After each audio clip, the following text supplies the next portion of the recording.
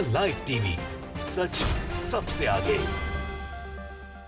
नमस्कार, आप देख रहे हैं द लाइव टीवी और मैं हूं आपके साथ मुनमुन रहमान। इजराइल के प्रधानमंत्री नेतन्याहू को गाजा में दोबारा से जंग शुरू करना भारी पड़ गया है। खबर आ रही है कि बेंजामिन नेतन्याहू के खिलाफ अंतर्राष्ट्रीय अदालत में क्रिमिनल केस चलेगा, कोर्ट में मुकदमा चलेगा।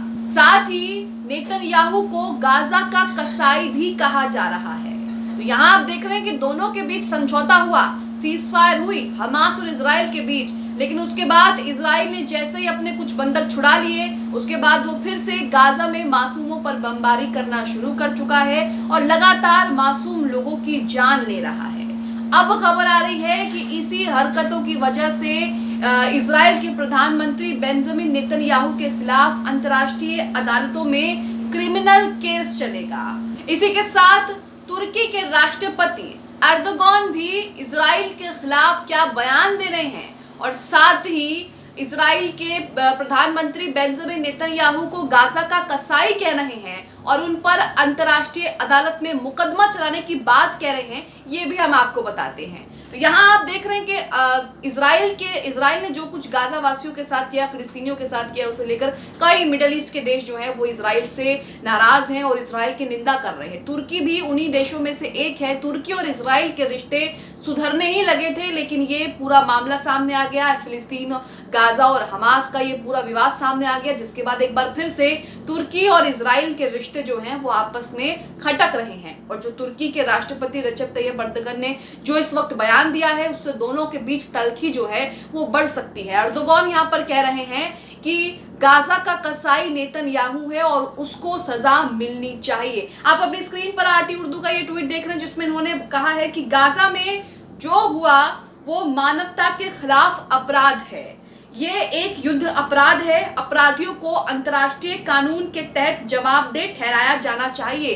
तुर्की के राष्ट्रपति रजब तैयब एर्दोगान। तो यहाँ पर आप देख रहे हैं कि तुर्की के राष्ट्रपति एर्दोगान क्या कह रहे हैं। साथ ही वो गाजा का कसाई नेतन्याहू को कह रहे हैं और उन पर मुकदमा चलाने की बात कह रहे हैं, जो उन्होंने गाजा में मासूमों के साथ किया है उसे लेकर। अब यहाँ पर मैं आपको दो अलग अलग खबरें दिखाऊंगी। पहली खबर आप एनडीटीवी की देखिए, जिसमें लिखा है कि एर्दोगान ने नेतन्याहू को गाजा का कसाई कहा है। उसके बाद मैं आपको वो खबर भी दिखाऊंगी जिसमें एर्दोगान जो है वो अंतर्राष्ट्रीय अदालत में मुकदमा चलाने की बात कह रहे हैं संयुक्त राष्ट्र प्रमुख से। तो यहाँ पर लिखा है, एनडीटीवी का ये आर्टिकल है, जिसमें लिखा है कि Erdogan calls Netanyahu butcher of Gaza, accuse him for sparing anti-Semitism। तो यहाँ पर आप देख रहे हैं कि लिखा हुआ है कि एर्दोगान ने नेतन्याहू को गाजा का कसाई कहा और उन पर यहूदी विरोधी भावना पैदा करने का आरोप लगाया है। तो यहाँ पर एर्दोगान एक बार फिर से अपने बयानों के चलते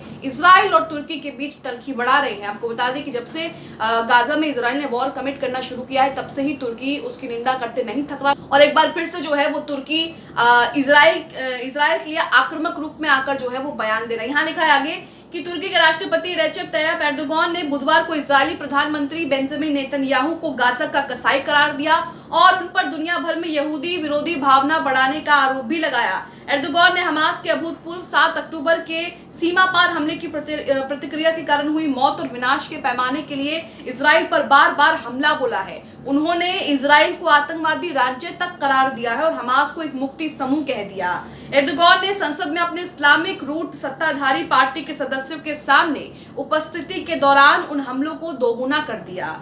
एर्दोगान ने राष्ट्रीय स्तर पर प्रसारित टिप्पणियों में कहा कि नेतन्याहू ने पहले ही इतिहास में अपना नाम गाजा के कसाई के रूप में लिख दिया है। नेतन्याहू गाजा में की गई हत्याओं से यहूदी विरोधी भावना का समर्थन करके दुनिया के सभी यहूदियों की सुरक्षा को खतरे में डाल रहे हैं। एर्दोगान की तीखी बयानबाजी से इजराइल के साथ तुर्की के उभरते संबंधों के टूटने का खतरा पैदा हो गया है, क्योंकि दशकों से हम देख रहे हैं कि इजराइल और तुर्की में बनती नहीं है। कुछ वर्ष से दोनों के बीच जो है वो संबंध बनने लगे थे, लेकिन उसी बीच इजराइल और हमास का ये विवाद हो गया, जिस बीच अब तुर्की जो है वो इजराइल को जो है सख्त शब्दों में उसकी निंदा कर रहा है और उस पर हमले भी दोगुने कर रहा है। एक दशक से चले आ रहे संबंधों में दरार के बाद दोनों पक्षों ने पिछले साल दोबारा राजदूतों की नियुक्ति की थी, लेकिन अब जो एर्दोगान बयान दे रहे हैं या इससे पहले जो बयान देते आए हैं हमास इजराइल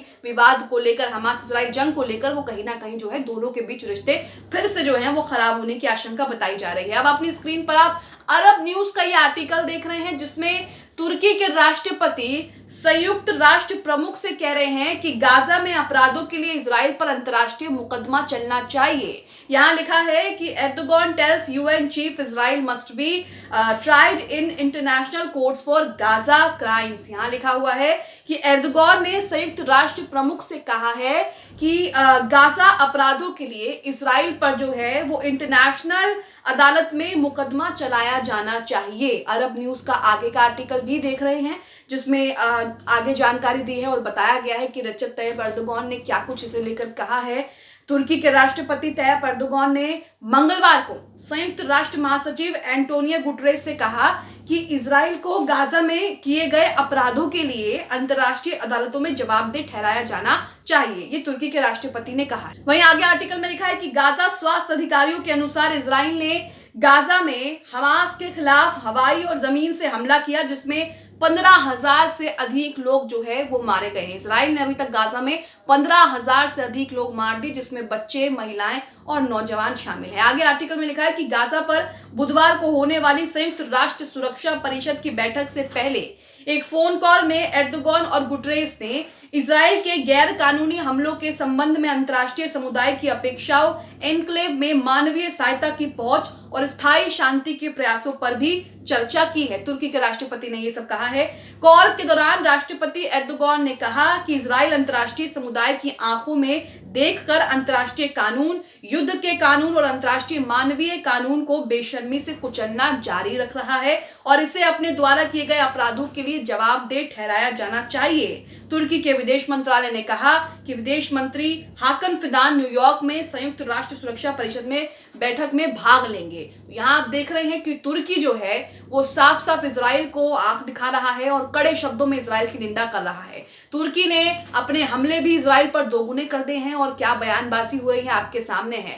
रजब तैयब एर्दोगान कह रहे हैं कि गाजा का कसाई नेतन्याहू है, उसने गाजा में कई लोगों को मारा है, कई मासूमों की जान ली है, तो वो गाजा का कसाई बन गया है और साथ ही वो गाजा में नरसंहार करके पूरी दुनिया में यहूदियों के विरोध भावना जो है वो पैदा कर रहा है। इसी के साथ एर्दोगान ये भी कहते हैं कि जो कुछ उसने गाजा में किया है उसके लिए उसे जवाबदेह होना चाहिए, अंतर्राष्ट्रीय लेवल पर जवाबदेह होना चाहिए, यानी कि इंटरनेशनल कोर्ट में उसके खिलाफ मुकदमा चलना चाहिए और वहां पर उसको जवाब देना चाहिए कि उसने गाजा में सारे युद्ध के नियमों को ताक पर रखकर इस तरह से वॉर क्राइम क्यों किया, वॉर कमिट क्यों किया। यहाँ आप देख रहे हैं कि हमास और इजराइल के बीच समझौता खत्म हो गया है, दोनों के बीच एक बार फिर से जंग शुरू हो गई है और इसी बीच तुर्की ने इजराइल को, नेतन्याहू को यहाँ पर जो है आंख दिखाते हुए साफ साफ उन्हें अंतर्राष्ट्रीय कोर्ट में घसीटने की धमकी दे दी है। आप इसे लेकर क्या सोचते हैं? जिस तरह से रजब तैयब एर्दोगान कह रहे हैं